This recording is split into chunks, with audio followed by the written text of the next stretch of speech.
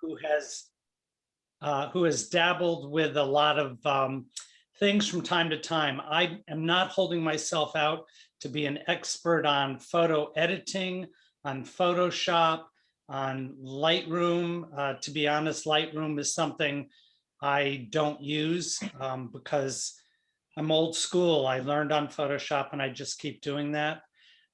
If you have questions about, well, what about the programs on a Macintosh, Mac computer or Apple? I'm a PC person, but virtually everything is available to you in Photoshop, whether you're on a Mac or a PC.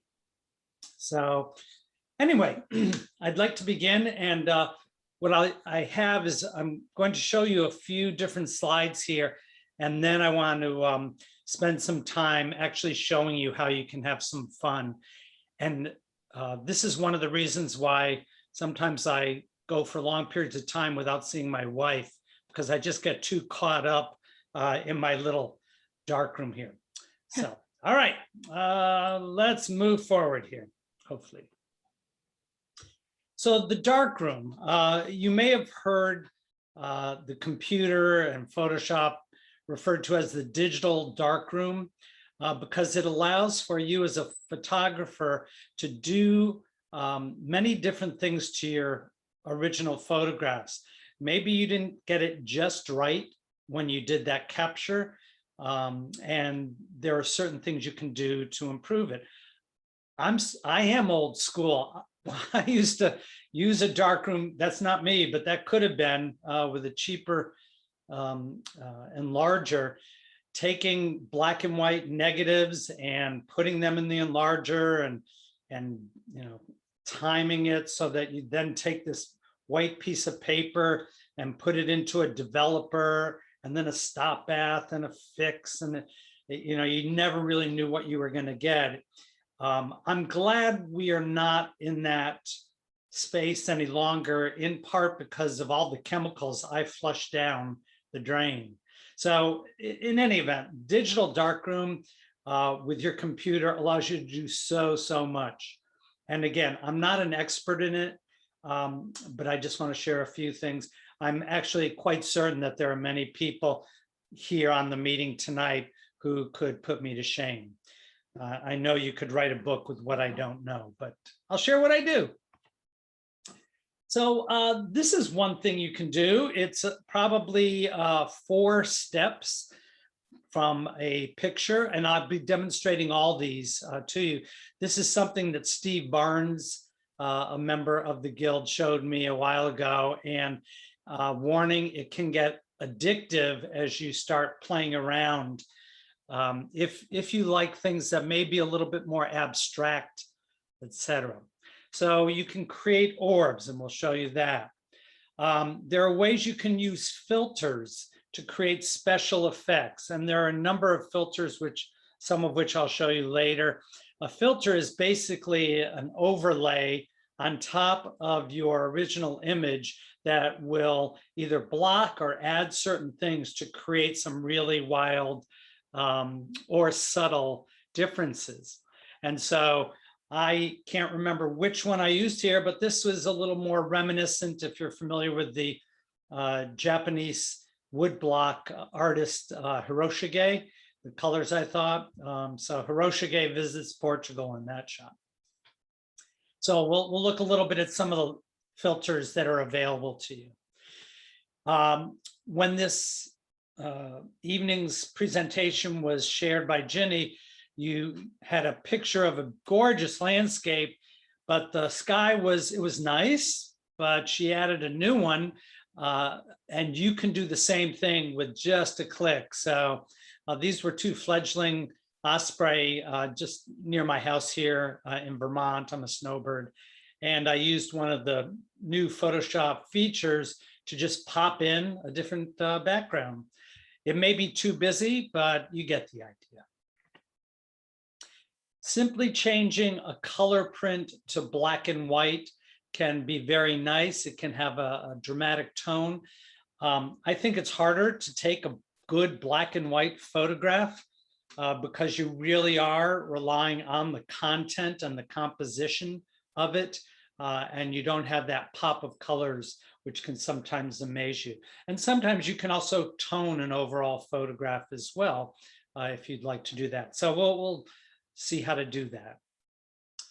Vignettes. Well, what's a vignette?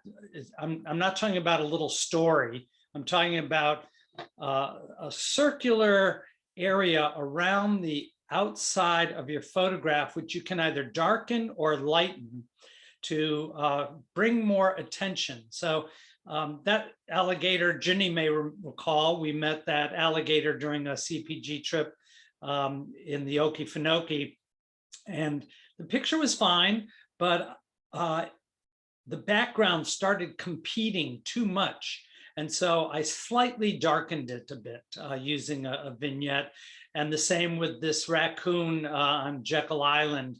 I tried to darken the edges a little bit. There are a couple of ways you can do that, but it's one way to help focus the viewer's attention, because our eye is typically attracted to light and bright. Handling distracting backgrounds. Boy, how many times have you taken a photograph, you go, oh, I wish that wasn't there. I wish that could move, or I didn't notice it. I was in such a hurry. The other day, my wife and our friend and our dog were walking down the road. I took this picture with a few little tricks or tools, I'll say. I did this. I got rid of the leash, which was too distracting. The telephone line, the pole, etc., makes it look more naturalistic. I know what you're thinking, but isn't that cheating? Hold on to that thought. You can also crop your photograph. So I tend to take a photograph that's larger than what I might want to eventually have, and then I crop or cut away parts of it that don't necessarily fit in or take away from it. There's also a tool you can use to actually increase your real estate, like of that can of flour in our front yard here, and I'll show you how to do that as well. And then the last one I'll show you, this is more than 5, I know, I wasn't very good at math. But you can actually create age differences. So this was taken, I don't know, maybe 10 years ago when I was just beginning to turn salt and pepper. And, if you had seen me in my youth, my hair would have been a lot darker and I would have, looked a little different. But I don't know, I'm not too thrilled about what I may look like in the years that come ahead. There's a very simple tool you can play with. It's not perfect, but it's fun. So, so those are the things that we'll show tonight. And, you may wonder, well, what tricks are up your sleeve? You've got a lot of different things available to you, and the word tricks, if I'm intentionally trying to fool somebody and would never want to reveal my secrets, that might be a trick. And when Photoshop first came out, people were very critical of the capabilities of this powerful software, and many of the things that you can do in Photoshop you can't do necessarily in Lightroom, but that's why I like Photoshop. I have more at my disposal, so I tend to think of these as tools. There are different tools that can be used to improve my photographs, and the techniques. So a technique is how you apply the tool. And quite often the technique that you apply, you're going to apply because you have a picture in your head that you want to create. And so you might want to play around with that original image. The bottom line being, really tap into your creativity and really clean up some of the photographs you have there. I know this is fuzzy on your computer, apologies, but when you steal from the internet, you don't always know what you get. Some of you may be familiar with Ansel Adams' very famous photograph, Moonrise over Hernandez, New Mexico. And the one that you see is the black one. That's the one, and boy, it's a stunning picture. I've seen it before in real life. It's magnificent. But when he stopped, literally slammed on the brakes by the side of the road, pulled out his large format camera and set it up with the help of his family, that's what his image looked like. So he, didn't just take these fabulous photographs right away. He had a great eye, but he would dodge and burn or do other things. So this is actually his notes. These are his notes as to how he would darken areas through what we call dodging and burning. If you burn something, it makes it more darker. If you dodge it, you let less light through, it'll be lighter. And he had this whole scenario for how he was going to go about doing it. So if you feel guilty about using Photoshop too much, you can overdo it for sure, but it's okay. It's, we have the tools, we might as well use it. And then I'm getting ahead of myself here, but what I would say for the assignment for next meeting in your digital darkroom, create something new using, take a picture, standard image as your foundation, and play around with it. Go wild, have fun. And, you can try some of these, or you may have other ideas as well. And the picture below, I'm actually not going to show you that technique. I can show you some other time. Or if we have lots of time, maybe I could pull it off.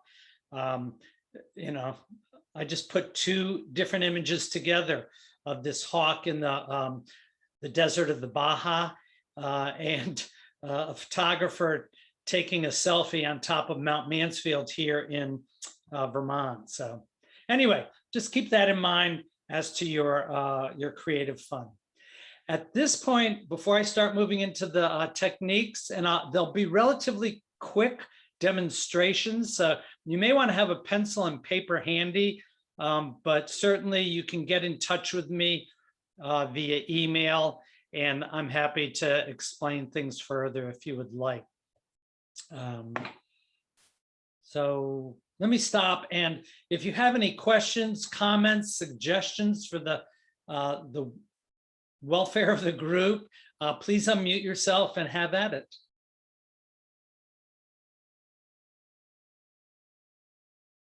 Jim, I have one question about how Ansel Adams was able to dodge and burn. I've never been in a dark room, done any kind of dark room work. Was that done using different chemicals to get that effect? No, I believe the way traditional dodging and burning, you would have a sheet of paper that would have a hole in it. Use your imagination, okay? And so you would put that sheet of paper between the paper that's laying flat and from the projector part of the enlarger that's shining the projected image down. And so you would move it around, and the more light that would get through that hole, the darker it would be. Similarly, if you want to dodge it, you just block the areas. Okay, thank you. And it's the same thing as the dodge and burn on Photoshop. Yeah, I'm very familiar with that. I was just curious how it was done in the darkroom. Yeah. Any other comments, questions?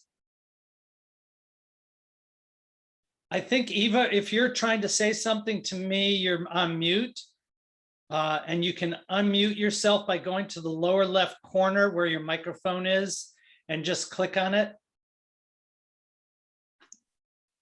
Okay, hello. I just wanted to say really quick, introduce myself, because it's the first time I am coming to the meeting with you guys, and I just arrived to the club, I will say.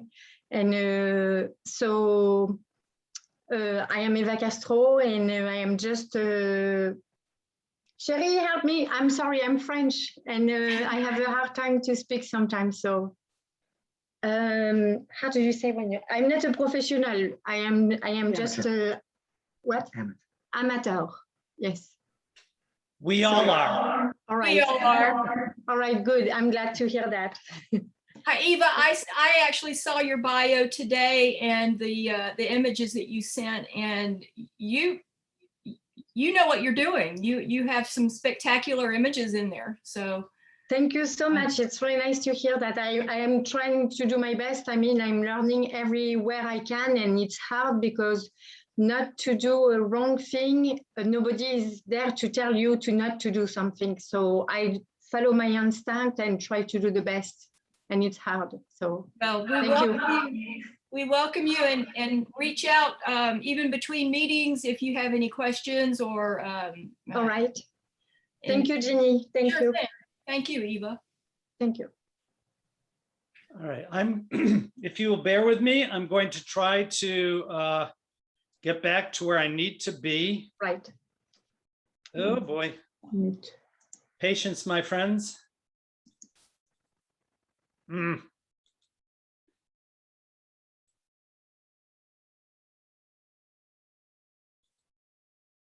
Da, da, da.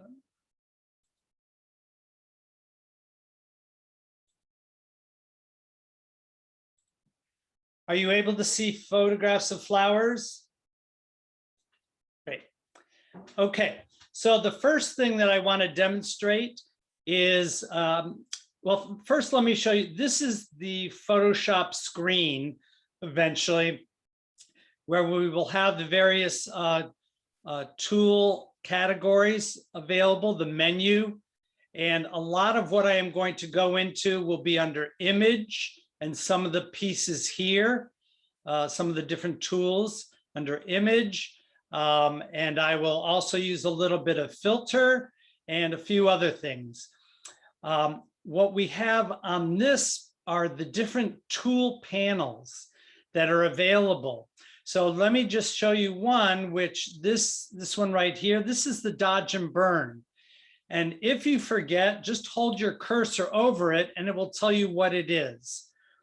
This same square, the same tile would allow me to not just burn, but I could also dodge. So I would hold it over that tile. I would right click with my mouse and it would give me different options. So if I wanted to change it from the burn tool, which is highlighted, to the dodge tool, I click that and it changes the tool. If I want to go back, again, just right click my mouse on that tile and go back to burn. And I'm not going to go through all of these, but you know, if you have nothing better to do with your free time, play around with these. So let me show you what I'm going to do to create an orb, although I think I saw a question come up. Is that right?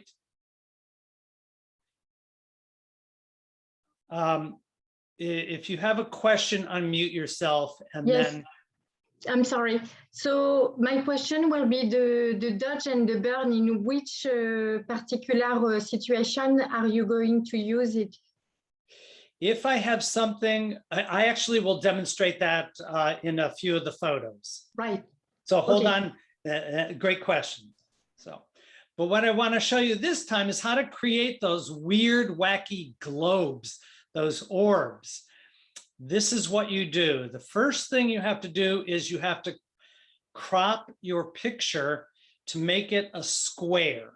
So I'm going up to the tool here.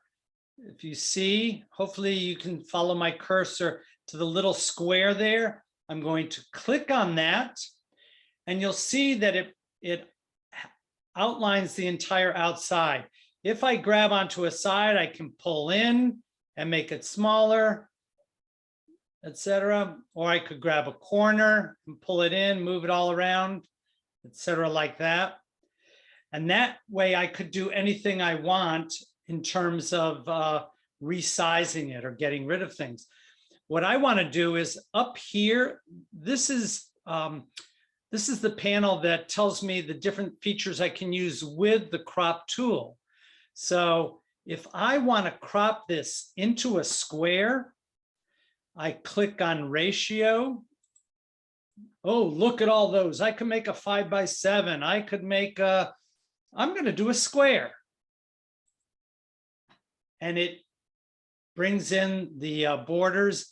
And to move it, I simply put my cursor with that black arrow in the middle. I can put it anywhere, hold down my left key on the mouse, and I can slide it to where I want it. I'm going to just pretend right here.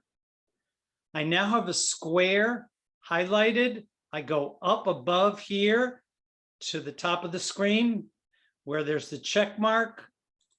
Click. I've got my square. So step one, make your square. Second step, you're going to go to the filter. You're going to slide down from filter to distort. And if this goes too fast, this is being recorded, so you can watch it later as well, I guess.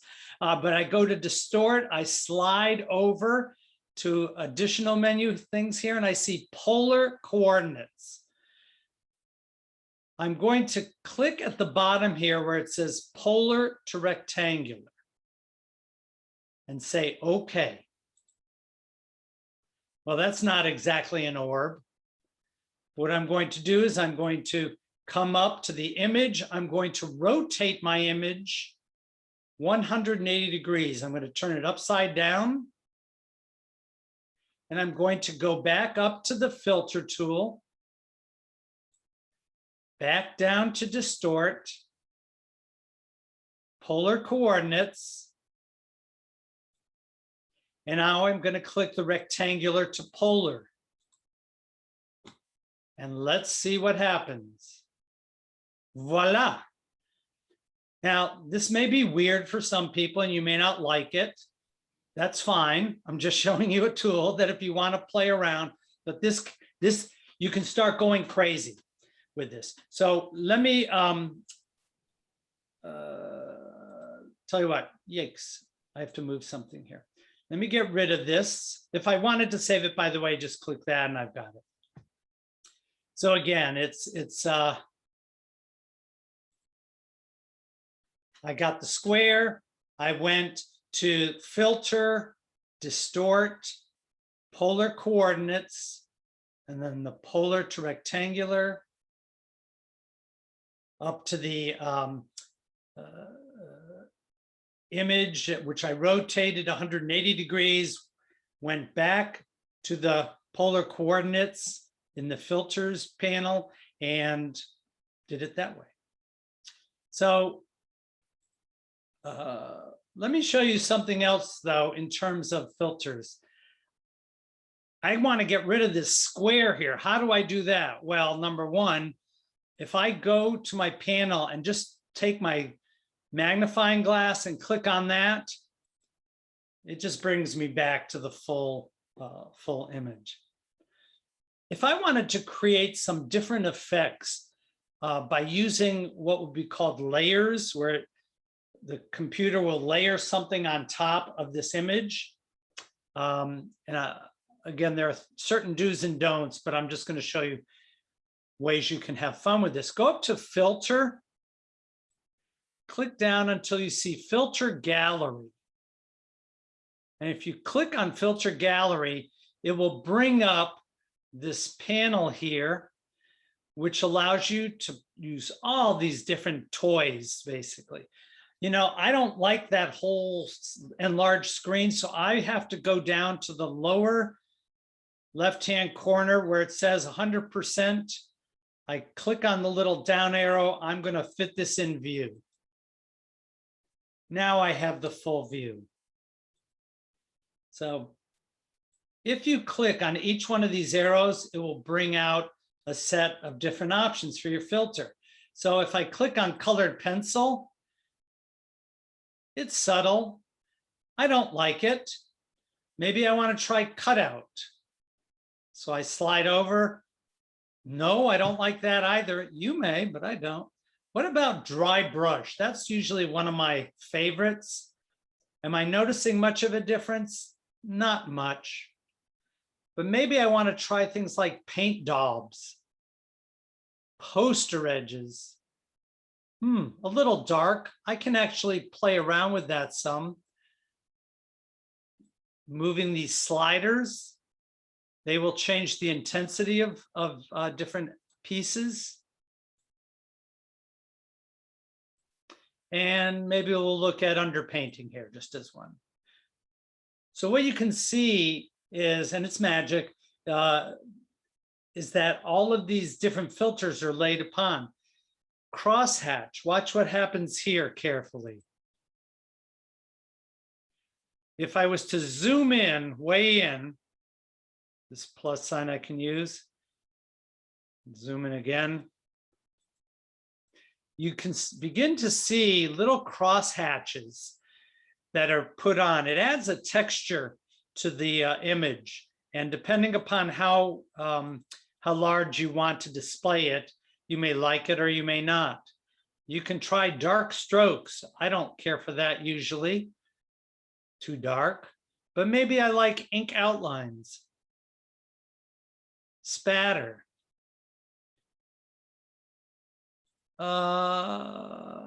You can play around with all of these. I'll just take you to the sketch, which is the black and white. And by the way, if you want to collapse any of these, just click on the little delta triangle there. What would this look like in, say, graphic pen? Anything? Well, it's different. Torn edges, I don't even know what that does. Yeah. What about a stamp? All right, so I don't have to go through all these. You get the idea, I think, but it's really quite fun to play with these different filters.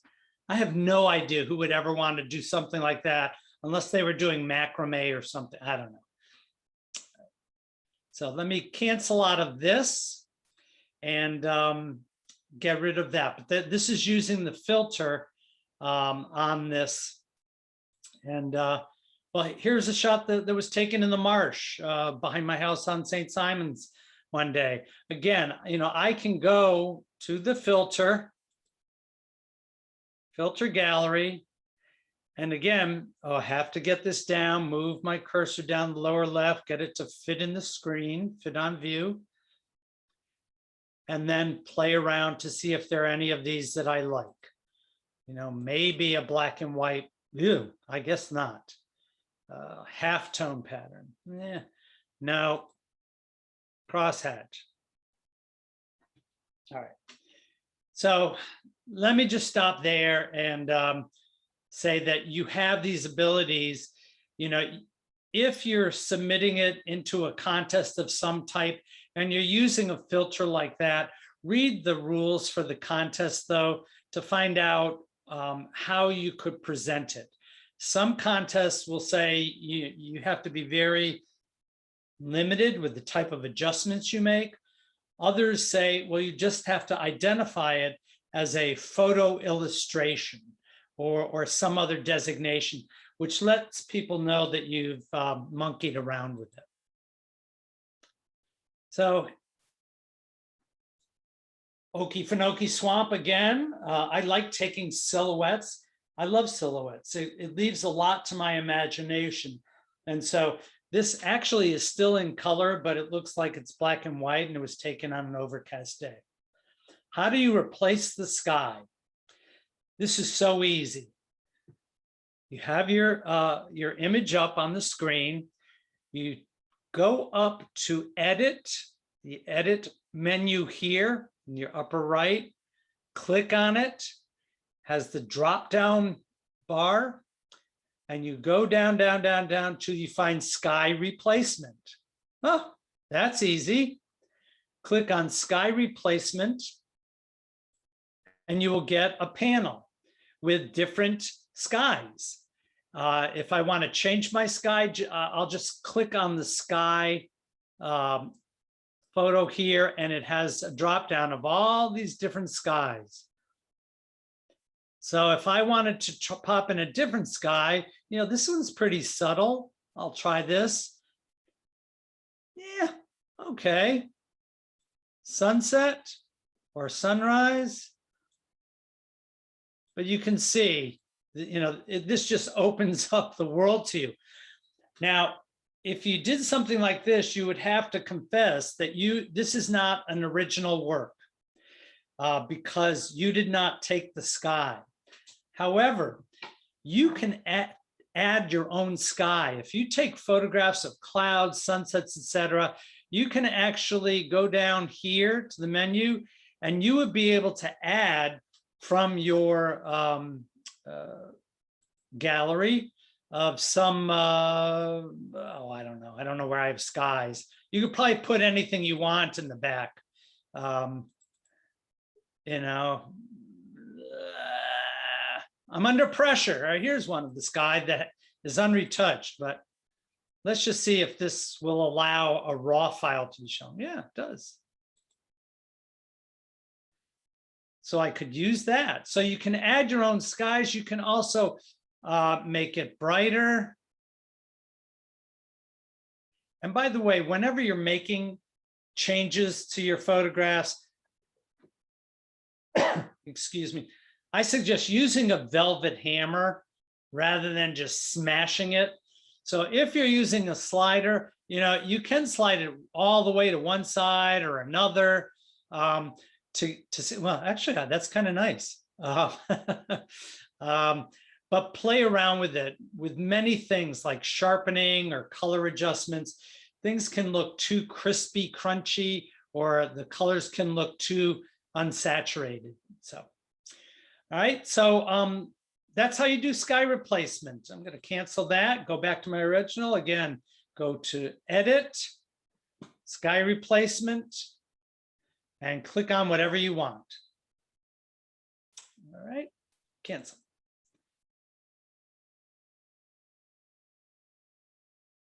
Many of you have probably been to Gascoigne Park on St. Simon's. You know, you look up, it's magnificent. The live oaks there are incredible.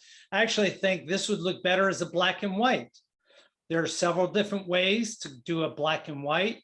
I can desaturate this whole image. If I go up to adjustments and look for saturation, saturate, and I'm going to take my slider over, just turn it into a black and white.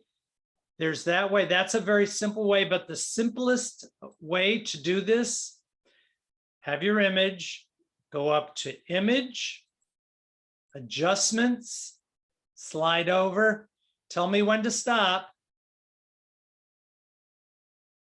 Okay, you're muted, but I heard you. Okay, good. I'm going to click on black and white. This is fantastic because anything, I can still manipulate the colors that were there into being darker or lighter. And I'll show you what I mean. If there's any red in this photograph, I can take this red slider and slide it to the left to make it darker, to the right to make it lighter. You can tell because the bar has light. Well, there's not a lot of red in there. What about yellows? Ooh, there's a lot of yellow in there. Maybe I like it up in here. Green, there should be a fair amount of green in there. Can you see the resurrection ferns that are on the branches, how they change? It's pretty subtle. And with cyan, this is only going to change the darkness and lightness, the whiteness and blackness of anything that's cyan. And there's really not much in there. Maybe there's some blue sky in the background. Very, very little. The other thing I could have done is to just hit auto. See over here where it says auto, click on that and let Photoshop do its thing. But a lot of times when you click auto, I always do auto first just to see what it's going to look like. If I don't like it, then I cancel it. But I can always take an auto and then I can make changes as well to it. And when I get it to where I like it, I would say, okay. And I now have a black and white image there. So very simple way. Again, go to Image, Adjust, Black and White. Those of you who know me, I like underwater photography. This is nice in color, but what would it look like in black and white? Because some people think, oh, they're so ominous, these sharks. They're kind of nice. I like them, but I'm going to go back to that black and white. Ooh, well, that didn't do what I wanted on the water, did it? So let me play around a little bit. I know that the water background here is pretty much going to be cyan or blue. So let me just slide. I can turn this into maybe a nighttime picture. Well, that's not so good. Or I could lighten it up. See, if I go too far, it's not good, but sometimes I can go a little bit and it got rid of that splotchiness. What about the blues? Again, I could create a nighttime. And as you notice, it's really not doing very much to the shark or the itself. So if I wanted to get, again, I can always just hit auto. But I don't like auto, as you can see. It's too splotchy, so raise that up a little bit. And by the way, after I save this, I'm done. I can go back, do my adjustments to my levels and curves, light, control the light and the dark parts. Levels is kind of a simpler way. So if I move my slider, this, if you're familiar with the histogram, this is the black side. This is the white side. You don't want your histogram, this representation, going too far off to the side, but I can move the endpoints here toward where it's touching the histogram. See that? So you get it to where you might like it. If I wanted the whites wider, I'd slide that into here. Again, you see, it gives you a lot of control for how you might want to finesse your final photos. And this is using the levels tool.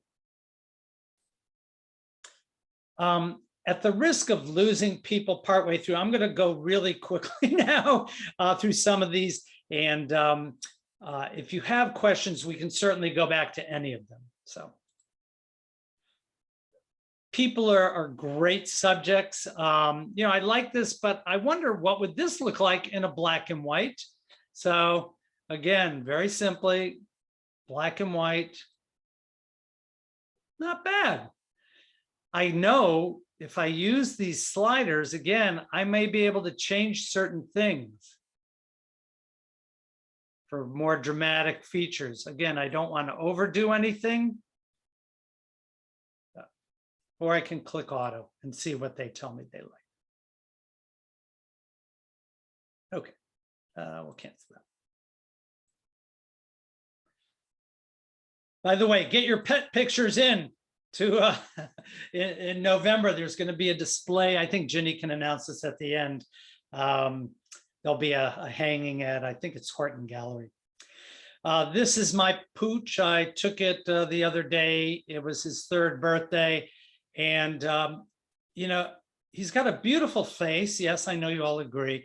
But that whiteness at the, his chest, his feet, it just draws my eyes down because, again, eyes often go to the lighter portions.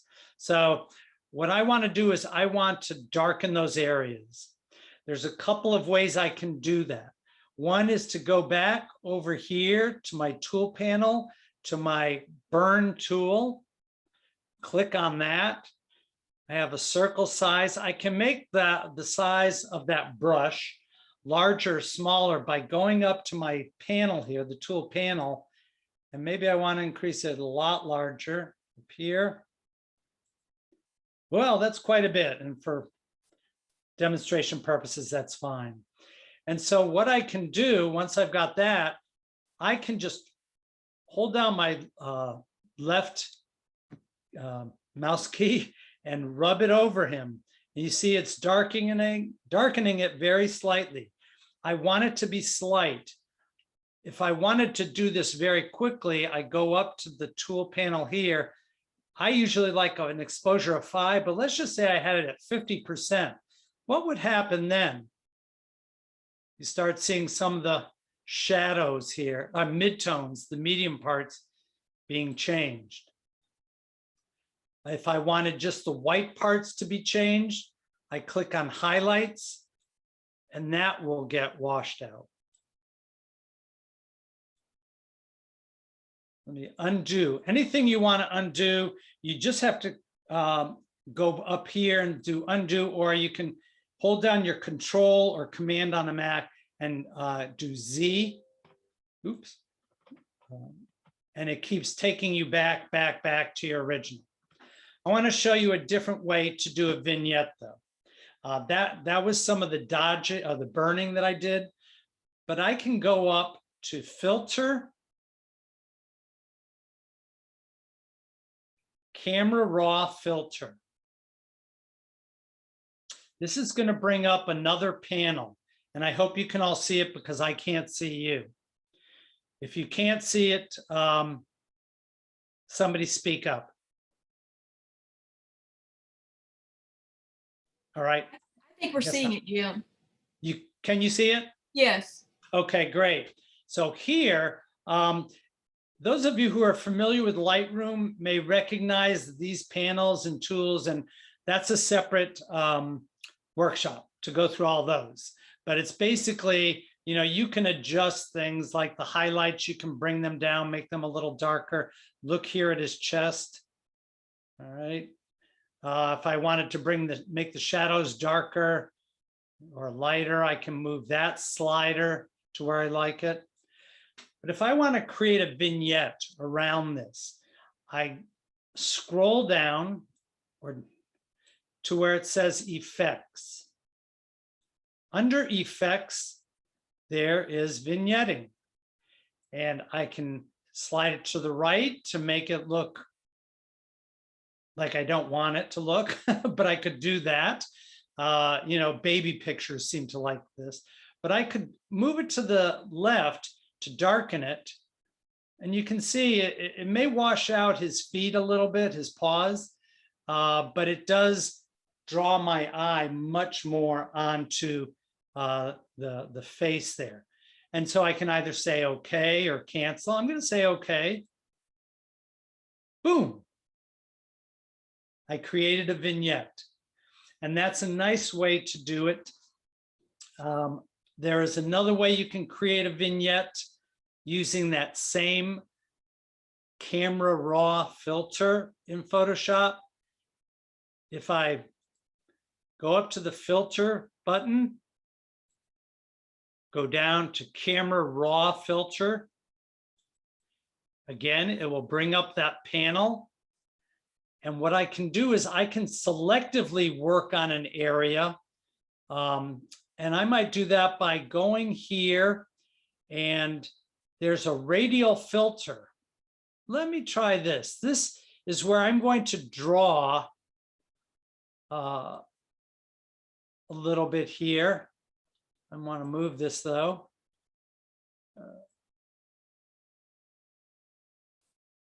Drag it by pulling on that. And with that, I can change the brightness, just what's inside, of that. Or if I wanted to darken the outside of that, I go up and I click on the invert, which will give me the outside. And this just darkens the outside. So you can make your vignettes as selective as you want. I'm probably making this more confusing than it needs to be. There are other ways you can do these types of things, including the simple dodge and burn. All right, I'm moving on here. Sorry. How do you get rid of this? There are a couple of tools that are indispensable, though not always perfect. Let me make this a little larger. How do I get rid of that leash? Oh, there must be some way. Well, if you go up to the tool panel and you see this, it looks almost like an eraser, but it says it's a spot healing brush. I'm going to right click just so you can see there's a healing brush tool and a spot healing brush tool and a couple of others. I'm going to use that spot healing brush tool. And I just want to take care of that small leash, but look at the size of my brush. It's way too large. I have to adjust the size of my brush. Even that's too large, so I'll make it smaller still. That's pretty good. And then what I'm going to do is with the spot healing brush, I'm going to take and I'm just going to run it along whatever I don't want and see if it will do its magic. Oh my goodness gracious. Where did that go? It's not perfect if you look at the pause here, but play around with it more. What about that telephone pole? What if we get rid of that? Whew, great. The brains of Photoshop well, they're amazing. You know, they can just, through those algorithms, they can just make things happen. So these are ways that you can remove some unwanted objects. Again, you may want to identify that you're doing that if you were in a contest or not. But and so that's one way. There are a couple of other things that can be used. One is, you see these 3 bars here? There's something called a patch tool, which you can add to your toolbar. Any of these tools you are able to add in. What I want to do here is, let's say I didn't want my dog in here. I'm going to take and I'm going to hold my mouse down and run it around the mouse. I've selected an area here. And what I'm going to do is I'm going to hold down again. I'm going to click on my mouse, left click, hold it on that, and I'm going to move it to some other part of the photo and just see, well, that's not a perfect match. I mean, you have to play with it a little bit.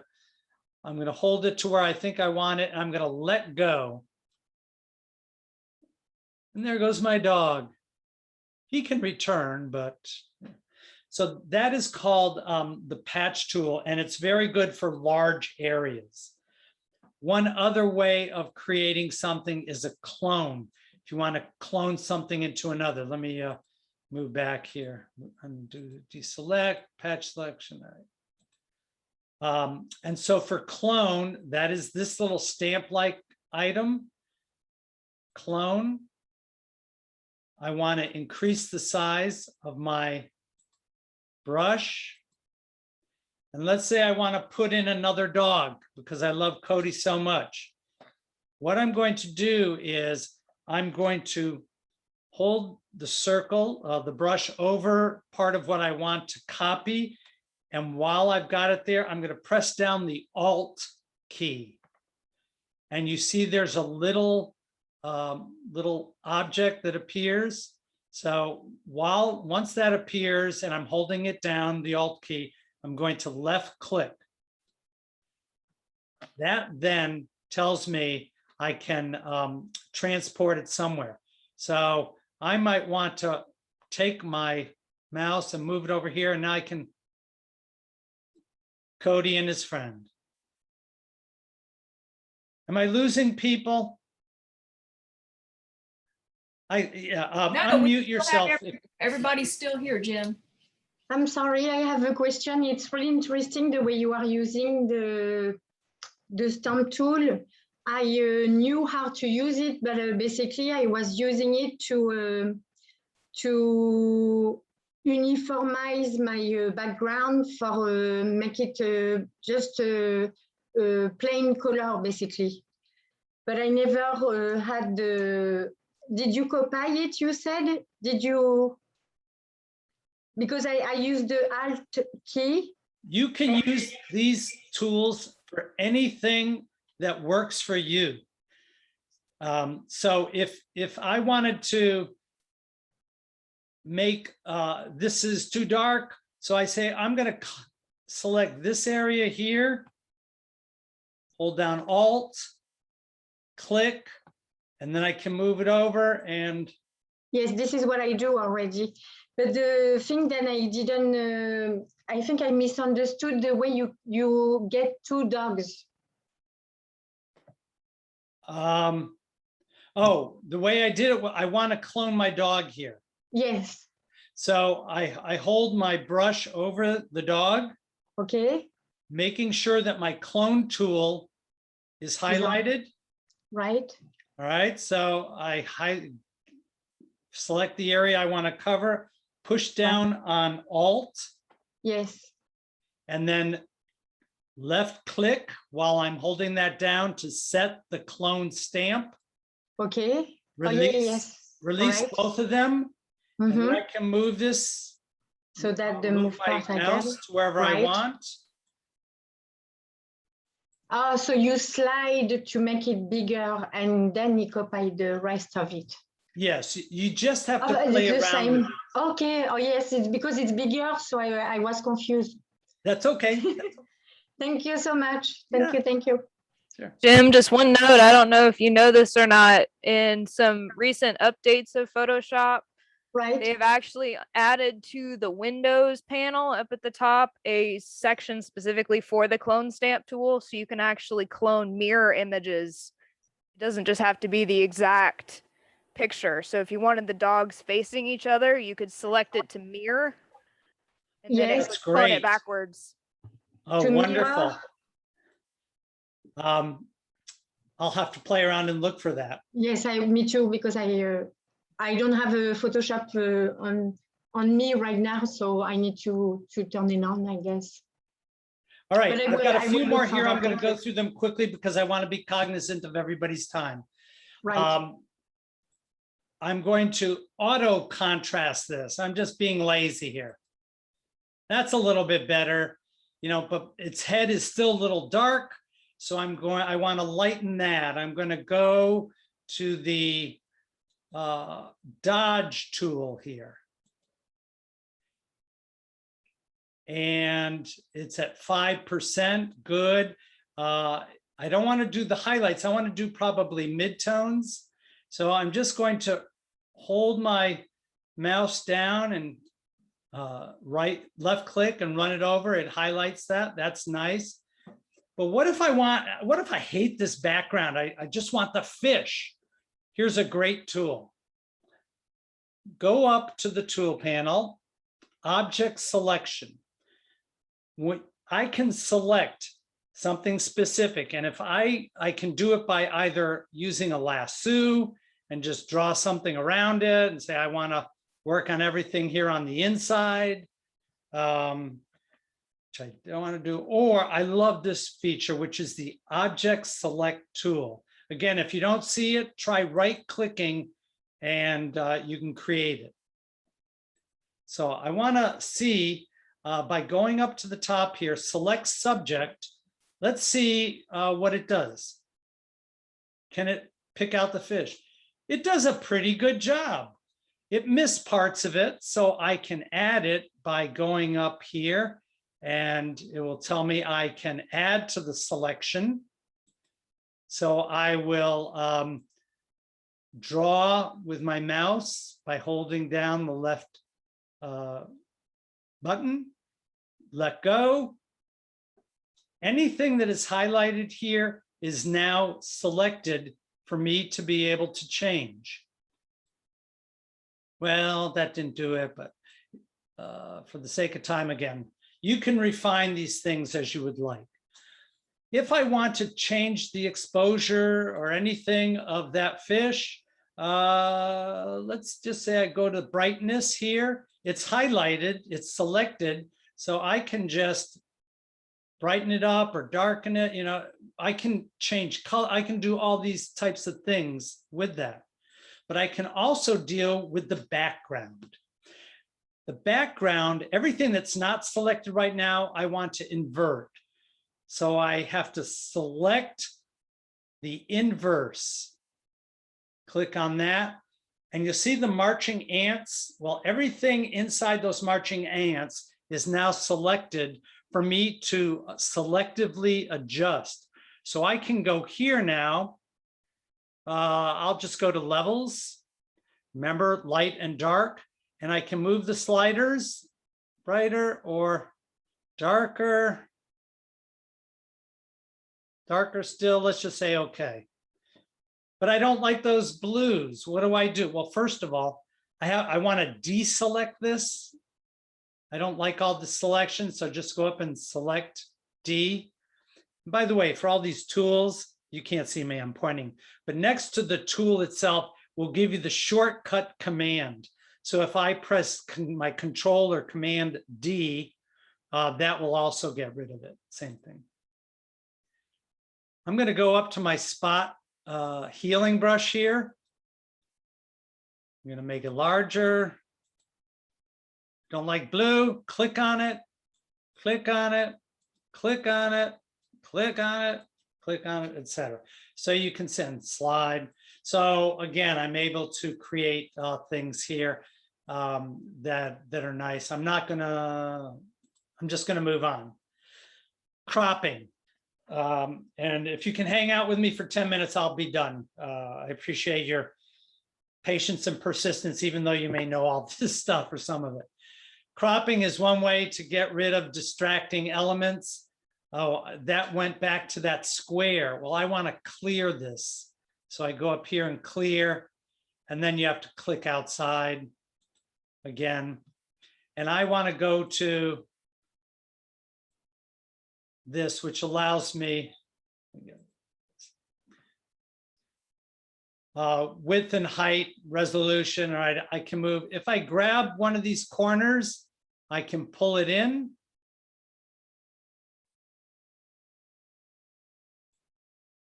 I can also pull in a side more if I want, or out a little bit. I like the bottom, where the trees actually show. Okay, I think I like that. I'm just going to click on OK. Now I've got a beautiful silhouette there. I do not like this, so what will I use? I'm going to try that spot healing brush. Let's just see. Sometimes they work, sometimes they don't. Not bad. And then maybe what do I want to do? Oh, you say, let's go back and let's give it a new sky. Let's pick that. Great. So you see, you've got all of these different tools that you can play with. I don't need to do that. Oh, so, do unconventional crops. If you see a beautiful panoramic landscape, but you've got way too much sky, which is all the same, consider cropping it to get into what you want. You remember I told you about that black and white conversion. So adjustments, black and white. Again, I could turn this into a nice black and white. And by moving the red slider, create something more dramatic, yellow. Play around with these types of things. I don't think there's any green, but you never know. Cyan, very subtle in the awnings and the windows. Blue, maybe more. Darkens those upper windows right up. So again, you can combine all of these tools. Okay, let's just say okay. This is one of the wildest features of Lightroom. So I said I could crop it. Well, if you look at the fish here, I actually, when I took the image, I chopped off the top of its dorsal fin. Can I fix it? I don't know, but I'm going to try. I'm going to add some real estate. The way I do that is I go to crop, And instead of, cropping, I'm pulling down to make it smaller. I'm actually going to expand this a bit. And up above here, you'll see there is, for the crop tool, you'll see there is this function content aware. I want to click on content aware. And what that can help the computer Photoshop do is think about, if I was to keep going, what might it look like? I'm going to click on the OK. Oh my gosh, that is magic. That I couldn't even make it that much better. So this content aware is utterly mind-blowing. Let me show you what I could do here. This is the original image, right? So that I took of that can of flour. Well, what about if I wanted to turn this from a portrait or a vertical shot into a horizontal shot? Okay, I pull out, I increase my real estate here. I make sure content aware is checked, and I'm going to click plus.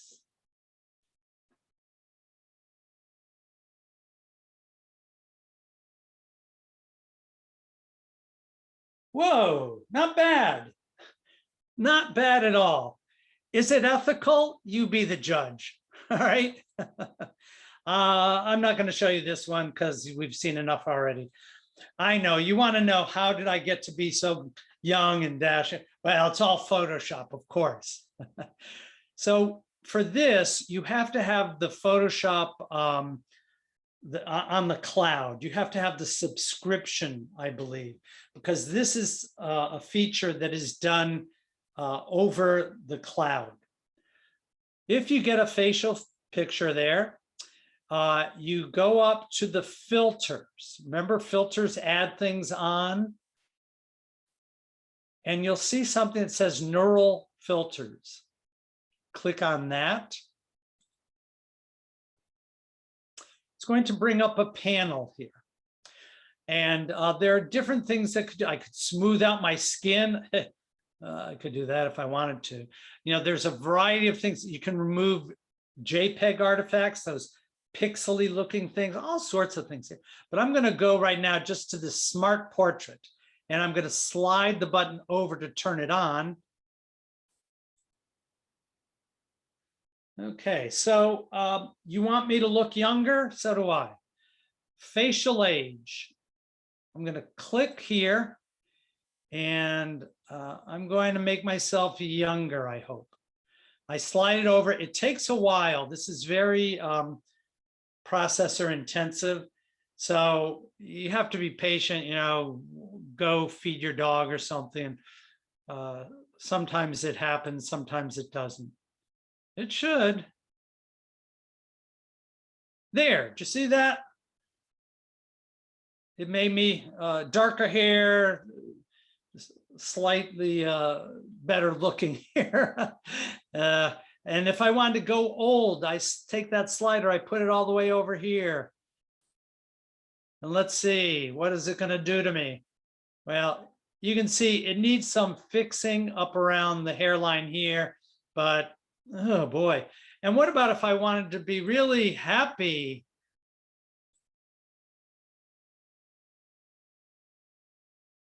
Oh, I don't like happy. I'd rather be grumpy, I guess, or something. What if I'm angry? So again, you get the idea. These are just all little tricks and tools. I can actually change the thickness of my hair. I can turn my gaze to the right if I want. Ugh, I look like a wanted poster. So there are many, many, many tools. I'm going to be done. I'm going to go back to the regular screen here. Let me go back to this new share. Where's our, I don't know how to get out. I'm going to stop my share. So, so I showed you a lot of tools. And again, there are so many tools available through Photoshop. Lightroom does a great job with global changes. In other words, if you want to change the overall color, the overall sharpness, the overall contrast, you just can't beat it. And you can do some selective areas as well. But for some of these finer tools, Photoshop is really your Cadillac. There are also things called plugins, which you can add into Photoshop that allow you to do additional specialized techniques that are mind-blowing. So I think I've talked long enough, and for the two of you who may still be on, I'm going to turn this back to Ginny, and if you want to unmute or just have people open it up, I'd love to hear what people think, or you know. Jim, that was great. I was blown away by the content aware. I knew you could do that with the removing like power lines and things, but I'd never moved anything really large. The neural. Let me say, if you're gonna do something with the content aware and create a big new real estate, it's better to do it in smaller increments. Okay. Adding on. Yeah. That was amazing. I've played with that, but I was not aware that you could do it in just a few steps like that. My way was way more labor intensive and not as good results. So that's great. Thank you. Does anybody have any questions? Thank you. I would like to say too that I was using the crop tool, but didn't know how to extend the background and playing with the missing parts and with the content aware reader. That was super, and thank you for that. And yes, I have a question. So what is the name of the dark room? Is it part of the, I'm sorry, I'm going to find my words. Is it part of the, maybe somebody in the group is good at French and they can translate? I'm sorry. No, it's just because I am tired. I have a big day today. But is it including the Adobe? The Adobe or? Yeah, the Adobe Creative Cloud. Yeah, it's part of that. Yeah, it's part of that subscription. All right, but where do I find it? I mean, do I? If you go into I go to Creative Cloud, and is it free or is it you have to? It's free. It's part of your subscription. All right, because I have Lightroom and Adobe, but I didn't know that much about that darkroom. The Photoshop. Right. Okay. I can send you some information about that, Eva, after the meeting. Oh, I will be glad. Thank you so much. Yes. Sure thing. But I have learned a lot tonight. I knew many things, but also the dodge and burn was very interesting too. So thank you.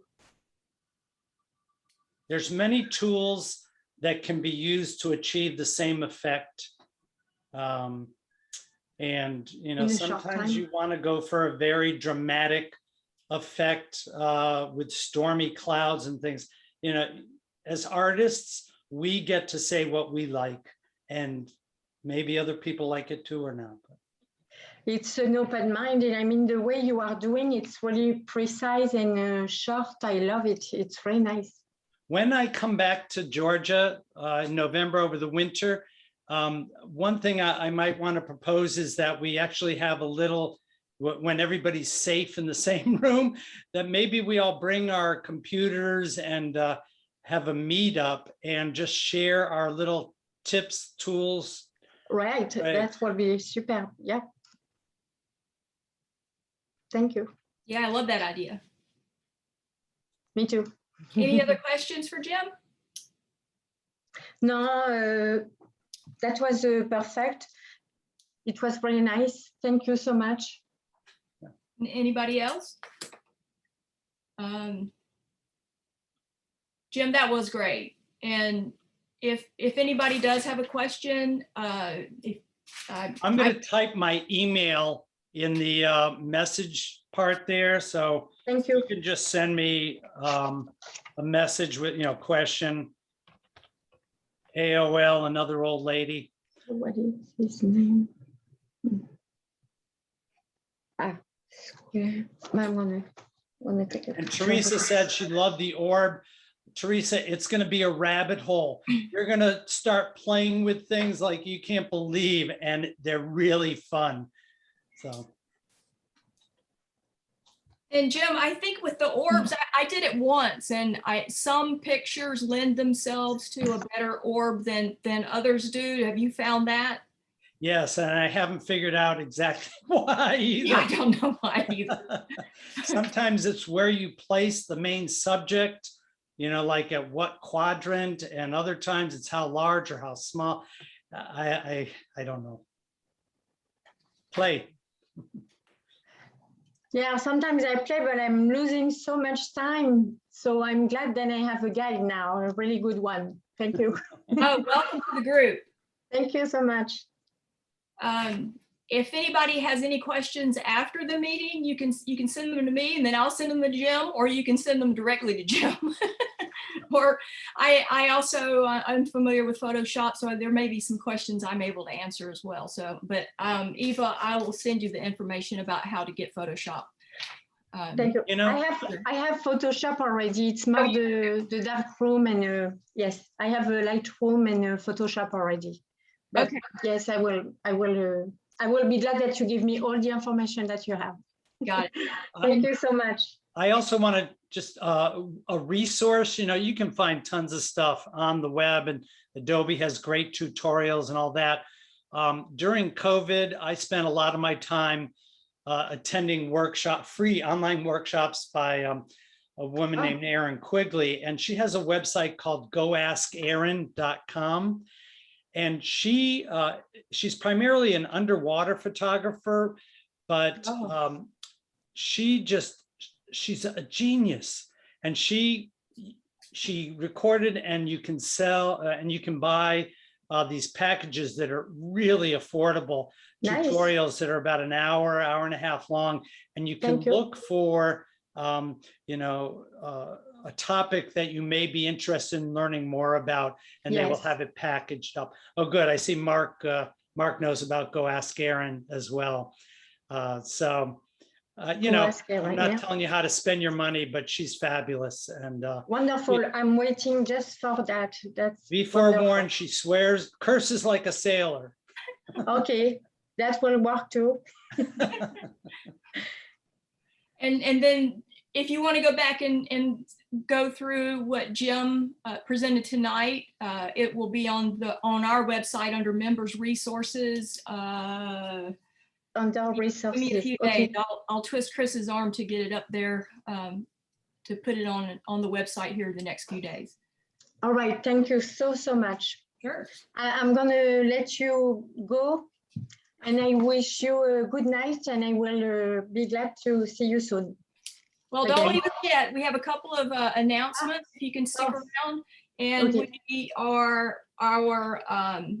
our assignment for this month was something mechanical, something industry, yes. Industry, that sort of thing. Yes.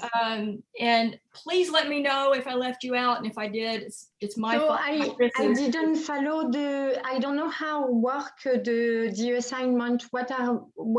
I took some picture yesterday, but I'm not really sure about what I'm gonna do with it. And I'll get with you about the assignments too. I'll let you know how to do that, and thank you. You'll be able to participate next time. Right. Chris, are you ready to put those up? Yeah, let me just share my window here. Okay. So the subject was industry, anything mechanical, that sort of thing. Wow. All right, and our first one is from Breck. Do we have Breck, you want to explain what this is? Sure, thanks, Jenny. I spent an afternoon in an old industrial steel junkyard, and thought that the topic allowed me to do some more abstract types of photo. This is a portion of an old, large industrial drill bit, and it's actually been kind of fused together with a number of materials. And it, from a composition standpoint and the color and the texture, I liked it. I took it into a Lightroom and just did a little bit of touch up on the detail textures and the clarity, but that's pretty much the way the shot came off. Looks nice. And this one's the same way. It was another piece that was in that steel yard. And what I liked about it was the textures, but I also liked the color. And again, just a close up of an industrial element that seemed to carry some pretty interesting facets as far as composition and color. And then this one as well, I thought it was interesting how many typical objects were to be found in this old steel yard, and how interesting they could be if you reframe them in a way that we may not normally see them every day. So that was the third image of the three that I had put together for the assignment. And next up we have Carol Ann. Unmute. This is actually shot on the scene of Live by Night with Ben Affleck when they filmed the movie Downtown Brunswick. I thought this was interesting because it shows on the side of the car they used all the mechanical equipment they used to get the shots. I just thought that was very interesting. And if you've seen the movie, you'll recognize the scene and the building behind it. They actually constructed in under 3 weeks.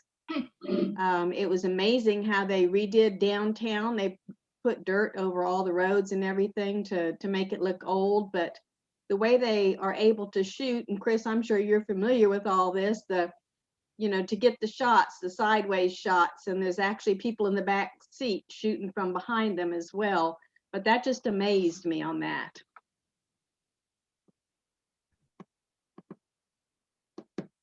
This is from our Golden Ray. Someone told me I need to title this Carnage instead of Carnage. Carnage.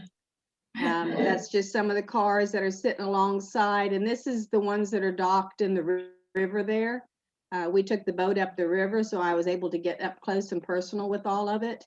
And I like the way you can see the salt erosion and the rust and the different colors, and like Brick's photos, I like the color in them and how it makes it pop.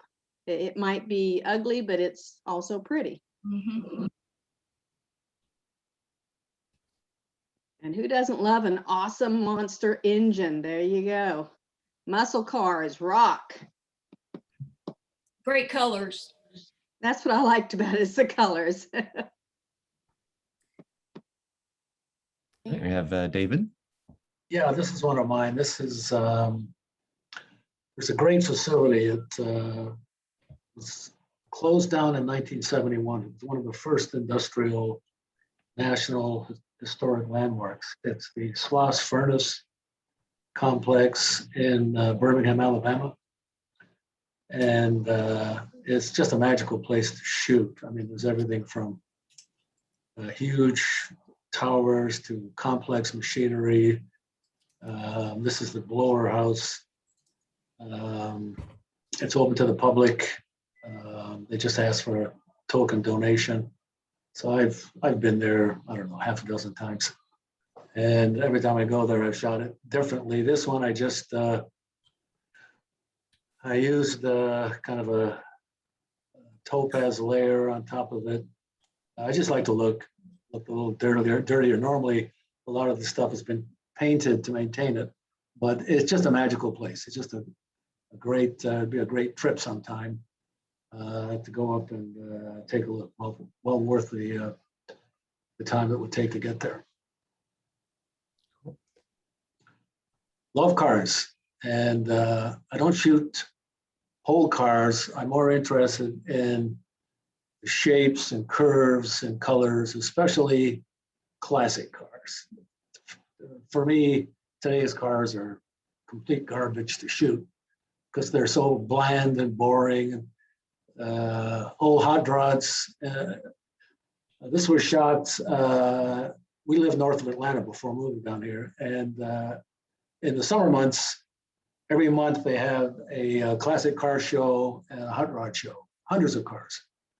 And every one Sunday every month. And I don't know what kind of a car this is. I'm afraid to admit that, but I just loved looking at it and liked the angle and the colors. I mean, the colors are just, you just don't find colors like that on today's cars, maybe one of those souped up Bentleys, but just enjoy shooting cars. One thing I love to shoot. That's gorgeous. And this one, I'm not a train guy, but I had a close photographer friend who, after he retired, he took a photograph of a train just about every day. Anyway, he dragged me one weekend a few years ago up to Cass, West Virginia, where they have a weekend where they get these steam engine trains and they line them up and they drive them. It must have been, I don't know, 100 photographers there. It's a weekend gala, and this is just a one shot that I enjoyed. Shot a train coming around the curve. I mean, they're just magnificent. I don't know how they maintain these things. They're so damn old. Must cost a fortune. But yeah, I just like the shot. Just enjoyed the shot. What type of post-processing did you do with this, if you don't mind sharing? I don't do much. I'm a Lightroom guy. I mean, everything that I saw today on Facebook, I can pretty well, other than the facial stuff. So I use Lightroom and Topaz, and all I did here was, I think, just shadows, highlights. Didn't add anything. I don't believe in that. Didn't take anything away. It's a great shot. Maybe just a little bit of, Topaz, but I didn't do that much to it. It's great. Okay, this one is mine. This typewriter was an old Remington Rand that belonged to my dad. And I looked it up last night. They stopped making these. They started making them like right after the war, like 1944, 1945, stopped making them in the mid 1950s. So it's pretty old. I inherited it and passed it on to Chris, and I thought it would make a kind of a cool subject for this assignment. And of course, we spent more than 20 years out in Texas, and you can't live in Texas without seeing one of these. This particular one, oil, what they call them donkeys, I think, was taken in Corsicana, Texas. And I added a sepia tone to make it look a little more rustic.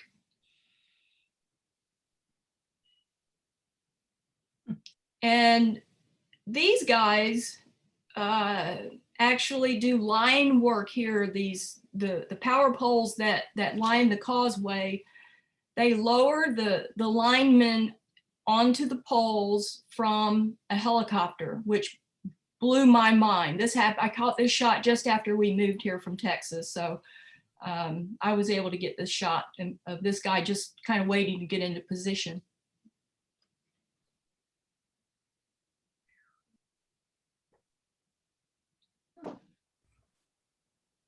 So this is a shot I took in Nova Scotia, Halifax, Nova Scotia, when we went to visit the old coal mines, which if you ever have an opportunity to visit a coal mine on a tour, take it as long as you're not claustrophobic. I just like the juxtaposition of nature and the mechanical wheel. I don't know what it was used for, but it was outside there. So it was huge, these wheels. So.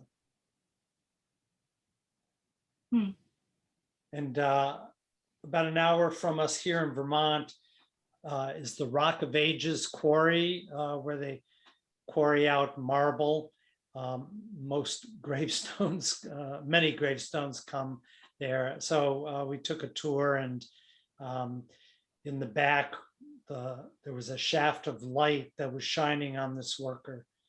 I just liked the way it caught it. So. And this, I mean, many of you are familiar. This is the Sydney Lanier Bridge. I'm not sure if it fits under mechanical or industrial, but it's a topic I don't usually shoot. So I had to go through my my archives there and just really like the lines and the play on that.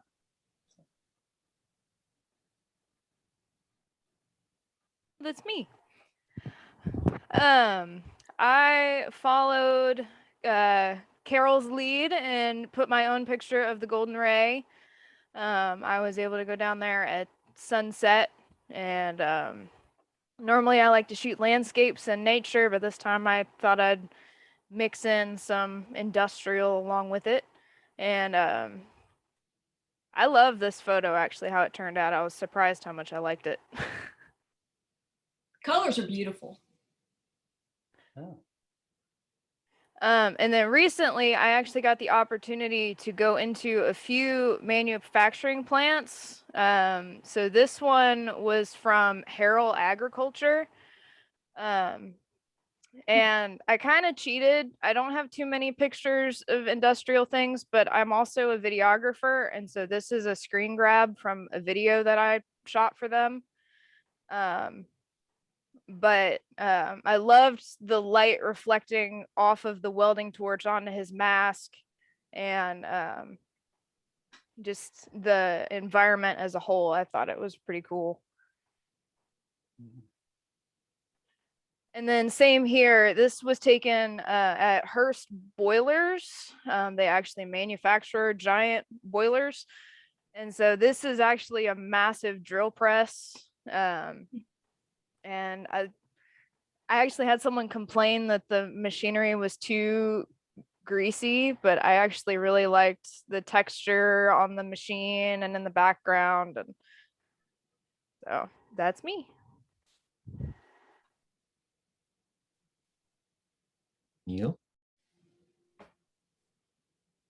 Neil still here?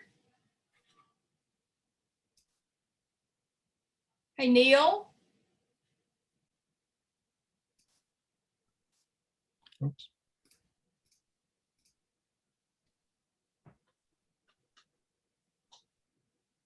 He's looks like he's still with us, but I don't hear him.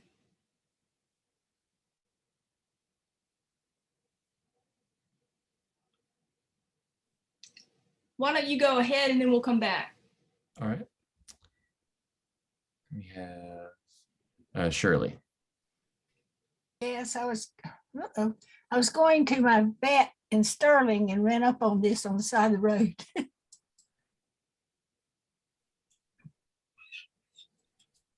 Can y'all hear me?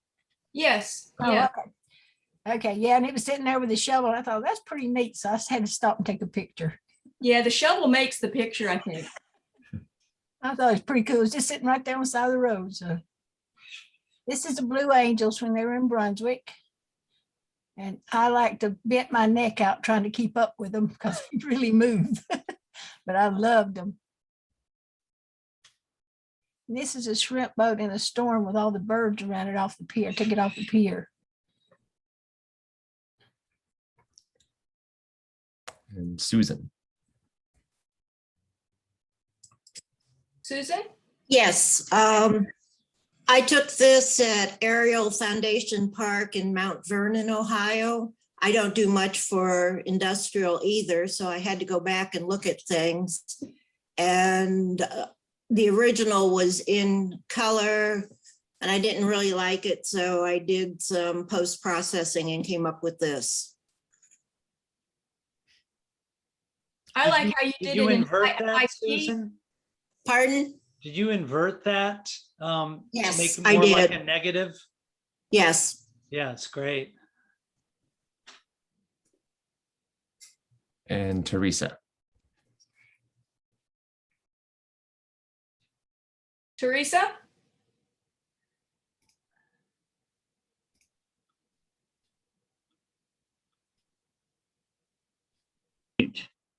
How about that? Is that better? Yeah. Okay. I don't know. I've only got just a smidge of a thumbnail, but that particular picture there, there was a big bush hog sitting off of 82, just kind of back in the trees. And it was such a bright yellow that I couldn't get anything out of it. So I had to do a little bit of tweaking on it in order to turn it to a black and white and show off the engine area.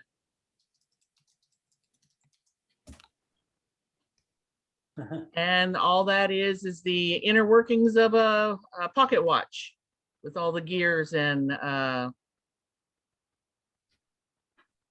movements that it has. That is really cool. I actually had that idea too, but I saw your submission and I I beat you had to pull it. out the typewriter. Yeah, that's great. Thank you. And then I believe so Neil has written that he's having audio issues. Can you hear us? Can you hear us, Neil? And are we able to hear you? No, we're having audio issues. He says to skip him, his pictures are abstract views of his taillight and lawnmower tire. Oh, That's cool. Cool. And that's it. All right, quickly. We have the Ossabaw trip coming up. Details went out today. If you have any questions, please don't hesitate to ask. The Horton Gallery exhibit will go up in January. I'll send out those dates pretty soon. It's an exhibit that we do annually at the Southeast Georgia Healthcare Systems in Brunswick, and the theme is pets. So I don't know, try to think outside the box a little bit and get creative. And so you guys will send me, let's say 3 to 5 images of pets. I will send what you send to me to Linda Gallagher, and then she will curate which ones to use, and I'll get back with you as soon as possible, the ones that are chosen, so you can get them printed for the exhibit. In our October meeting, Mike Force, local photographer, professional photographer who specializes in senior, family portraits, and weddings, will join us to discuss actually feminine portraiture. He gave us 2 options before and decided to do something completely different. He wants me to be the subject. I don't know. I might try to see if Carol Ann will fill in for me. I don't want to do it either. How about weather for our October assignment? And it's pretty broad, so. I thought we were going to do Jim had suggested us doing something off of his presentation, taking one of our photos. And that's fine. Chris and I talked Tweaking about, did we do a before and after though, just a couple of months ago? But it's not before and after. You're right. This is actually creating different. So tweak them really weird. All right, so. And we can do these without having a Lightroom, just ever how we want to interpret them and do them the way we fix. Yeah, there's several different things Okay. you can use to change a photograph. So basically it's you use is just fine. being artistic with photos, basically. Okay, gotcha. even on a cell phone, there are things you can do with cell phones that are pretty amazing. So don't forget that as a camera tool. And so do we want to do this as like a before and after, show the before? Because Jim, you showed a before and then that you dropped something in. Do we want to do that and have? I think you should have the 2 for comparison so people can see what you turned it into. Okay. All right, guys. Before and after, but using something similar to or one of Jim's tips that he presented tonight. How Yes, many? something artistic. Yes. Got it. How many do you want?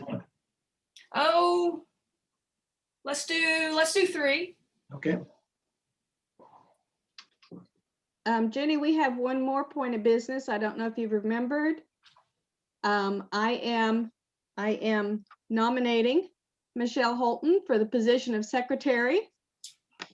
Unless we have someone else here that would like to go up against her for that, we need to vote on it tonight. Any takers? I second the motion. Does anyone else want to volunteer for that position? Okay, then. No. All in favor? Aye. Aye. Any objections? No. Okay. Congratulations, Michelle. Michelle, do you actually want this position? Are you? Yes, she does. I will Hooray. happily take it, although the fact that no one said anything, I don't know if I should be scared now. But No, not at all. No, my Nothing to be frightened about. okay. I was scared to death the first of the year, and everybody's been great. So there's actually nothing to be afraid of. It's a great group, and I'll be getting with you next week on what you need to do and show you how to do everything. So very Perfect. easy. Cool. thank you, Michelle. We make a good group because we all goof up. Yeah, well, None of us perfect. no. Does anybody have any questions about anything else? Anything? Ossabaw? All right, guys. I have a quick question about Ossabaw, actually. Sure. Since it's kind of a drive up, was there any plan as far as carpooling up there? I saw it was a 9 a.m. departure for the boat, but is there a plan to meet in Brunswick, or are we meeting up there? That's a great question. I will send out, we can actually carpool up.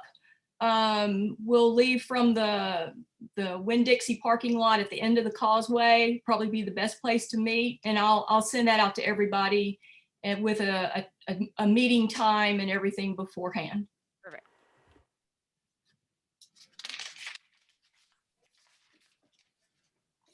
And I have room. None of my family's going, so I have room if anybody would like to carpool. Anybody else? I'm sorry, I was wondering if my husband, I'm not driving, so I was wondering if my husband can come and Yes, spouses. So we Yes. have a 35 person maximum for the boat and the tour, but we haven't reached that. So at Okay. this point, we're opening it up to spouses. Now, if we come up to 35 and then we have to kind of choose it, but I don't think it's going to be an issue. So an alternate. Yes, I understand that. Okay, I will read. Thank you so much. Yeah. sure. You just need to understand, everybody has to pay the fee though, even if he's just going to be there course. for driving you. Right. Right. Yeah. That's fine.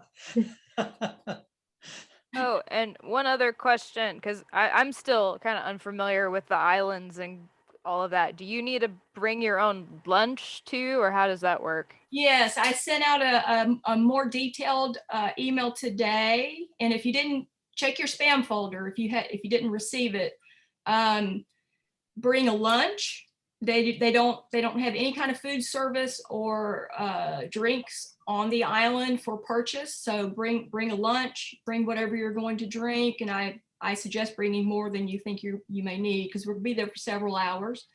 We're going to break for lunch when an hour after we get there, just after the guided tour, and bring a cat, your camera, extra batteries and SD cards, whatever lenses you want to use, maybe a hat and some bug spray, suntan, sunscreen lotion, and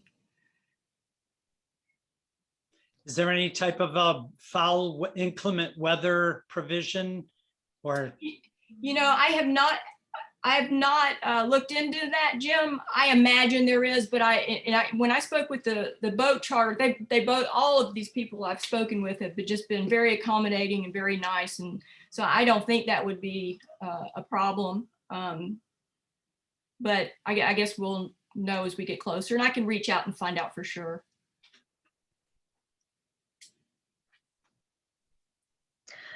About the, I'm sorry, the area, is it easy to roll? I have a bag, then I can roll on the floor, but it's not a all ground wheeling bag, you know?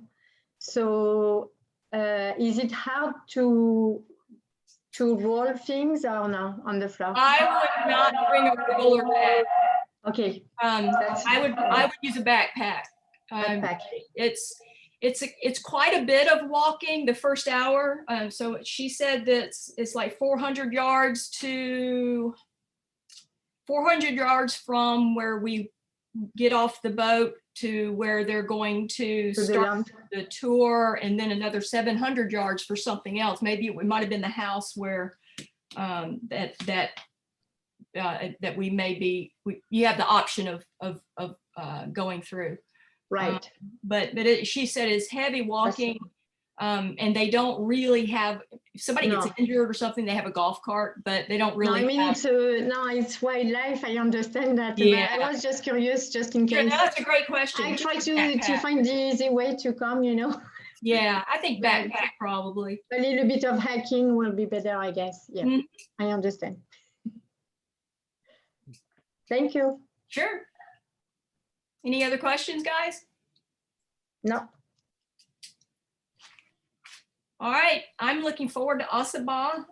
Jim, sorry you won't be here for this. Maybe we can reschedule it. If it really goes really well, we can do it again in the spring. Okay. And I appreciate everybody attending tonight, and I look forward to Michelle being our new secretary. And we'll see everybody in October. Thank you so much. Goodbye. Thank you. Bye-bye. Bye. Bye-bye.